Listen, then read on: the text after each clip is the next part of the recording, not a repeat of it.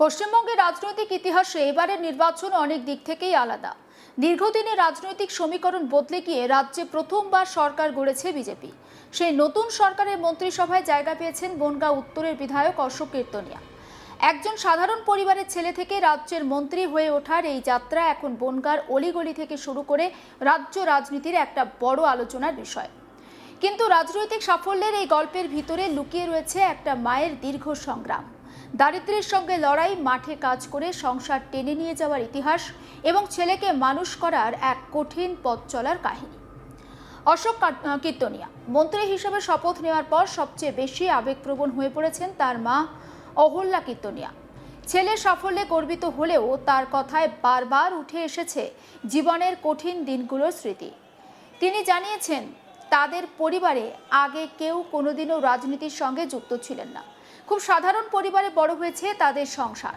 মাঠে কাজ করে, দিনমজুরি করে, কষ্ট করে ছেলেদের মানুষ করতে হয়েছে তাকে। সংসারে অভাব ছিল নিত্যসঙ্গী, কিন্তু সেই অভাবের মধ্যেও সন্তানদের বড় করার লড়াই থামাননি তিনি।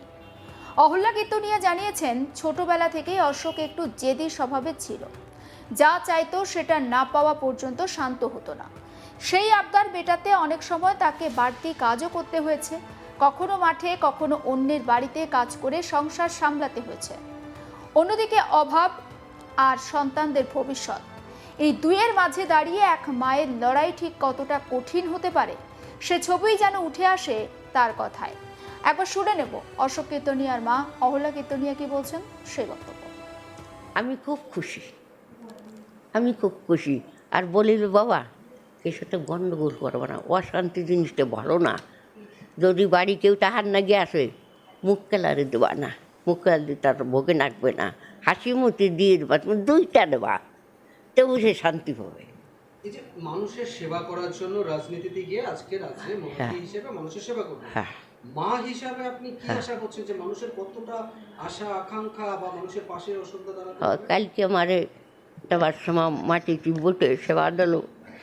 তারপরে আমি বললাম যে বাবা তুমি দেশের সেবা করবা, তুমি উঠে যাবা, তোমার কোনো অসুবিধা হবে না, আর তুমি সারা জন্মের জন্য মানুষের সেবা করে যেতে পারো।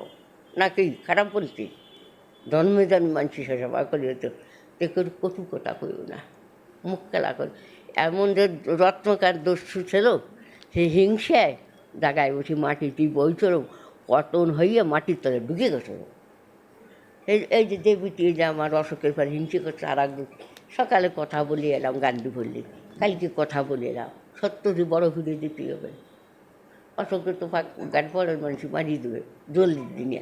একজন কয় বেড়ে এই অশোকরে মারবো, সে মিষ্টির দোকান আছে, সে কয় কিনা ওরা মারিস নি, ওর মা বাবা জন দেয় আমাকে, ওরে মারলে ওর মা বাবা থাকবে না, বুঝছো? সেই তোমরা তার নাম বন্ধু গেল আমার, সে কেমন আছে? আমি আসি ভালো, এখন সবাই ভালোবাসে, সবাই ভালোবাসে। আপনি কি চাইছেন ছিলেন মারা দেশের জন্য, জনগণের জন্য, রাজ্যবাসীর জন্য কেমন কাজ করতে পারবে বলে আশা করছেন? কেমন আশা তো করছি যে ঠাকুরই ডাকছি, হরিচান গুরুচান মা কালীরই ডাকছি যে তুমি আরে সুফট দেখাইও, কুফট দেখাইয়ে না, না কি বলো? এই যে সুফট দেখাইছে দশের সেবা করবে। অহল্যা কীর্তনিয়া। হ্যাঁ, আমার ছোটো থাকতে বাবা মরে গেছিলো, আমার পিসি তুছিল, আমার কে করলে না তো না, কথা বলে হয়েছে যে বাবা মরে গেছে। আমি সবসময় বলিল বাবা যে শালা কবে তার বাইকে চলে আসবা, ফিরে তোমার দ্বারা আবার আসবে নাকি, যে না আমার অন্যায়। রাজনীতিতে আসার আগে অশোক কেতনিয়ার জীবনও ছিল সংগ্রামে ভরা। সংসার চালানোর জন্য একসময় ভ্যান চালিয়েছিলেন তিনি। এলাকার সাধারণ মানুষের সঙ্গে খুব কাছ থেকে মিশেছেন। বনগাঁ রাস্তাঘাট, বাজার, স্টেশন এলাকার সব জায়গাতেই তার পরিচিতি তৈরি হয়েছিল সাধারণ মানুষের ছেলে হিসাবেই। রাজনৈতিক পরিচয়ের আগে তার পরিচয় ছিল লড়াকু যুবক হিসাবে, যিনি অভাবের সঙ্গে লড়াই করে নিজের জায়গা তৈরি করতে চেয়েছেন। অশোক কীর্তনিয়ার স্ত্রী স্বামীর এই যে মন্ত্রী হওয়া, সেটাকে ঠিক কিভাবে দেখছেন, মৌমিতা কীর্তনিয়ার বক্তব্য শোনাবো।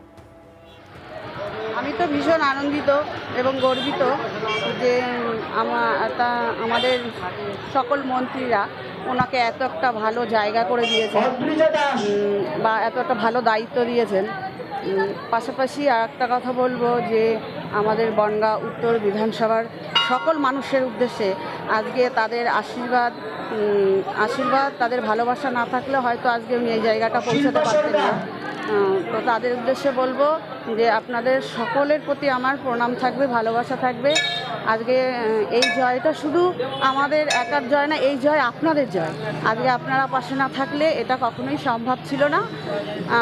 আর আপনারা এইভাবেই ওকে পাশে থাকবেন, ভরসা দেবেন, পরবর্তীতে যাতে এই সমাজের জন্য ভালো কাজ করতে পারে বা আপনাদের কোনো সুবিধা বা অসুবিধা যেটাই থাকুক, আমি বলবো তার কাছে এসে আপনাদের অভিযোগগুলো জানানোর, যাতে সে বুঝতে পারে যে কোথায় কি সমস্যা হচ্ছে, সেইভাবে ও কাজগুলো করতে পারবে। রাজ্য মন্ত্রিসভায় জায়গা পাওয়ার পরে শনিবার বনগাঁ উত্তরের বিধায়ক অশোক কীর্তনিয়াকে নিয়ে উচ্ছ্বাসে ফেটে পড়েন এলাকার মানুষজন। এলাকার মানুষজন ঠিক কতটা খুশি, অশোক কীর্তনিয়া বিষয়টাকে কিভাবে দেখছেন, আসুন শোনায় বক্তব্য। আমি আগেই বলেছি, এখনো বলছি, বনগাঁতে না তৃণমূলের গুন্ডা থাকবে না বিজেপির নতুন করে কোনো গুন্ডা তৈরি হবে।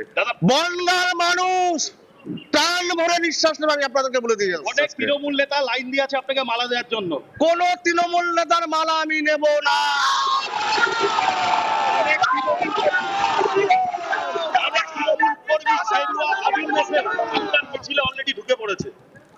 আমি আপনাদেরকে বলে রাখি, যারা গেরুয়া আবির পরে কর্মীদের কোনো ক্ষোভ বিক্ষোভ নেই আমার। যে যে পাড়ায় সৎকর্মী ভালো কর্মী আছেন তৃণমূলের, তাদের বিরুদ্ধে আমার কোনো ক্ষোভ বিক্ষোভ নেই। তৃণমূলীকরণ যদি বিজেপি দেশে করতে চায়, সেই সব নব্য বিজেপিদের তাদেরকে সাবধান করে দিচ্ছে, আমার থেকে খারাপ কেউ হবে না। কিন্তু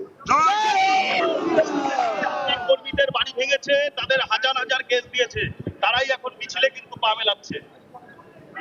দেখুন, বিজেপির কালচার এক জিনিস, আইডিওলজি এক জিনিস, তৃণমূলের আইডিওলজি এক জিনিস।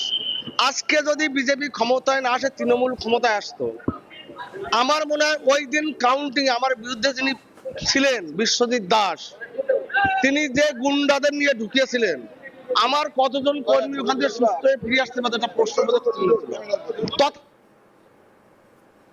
সমস্ত আপডেট পৌঁছে দেবো আপনাদের কাছে। নজর রাখুন আজ তাক বাংলায়, সাবস্ক্রাইব করতে ভুলবেন না।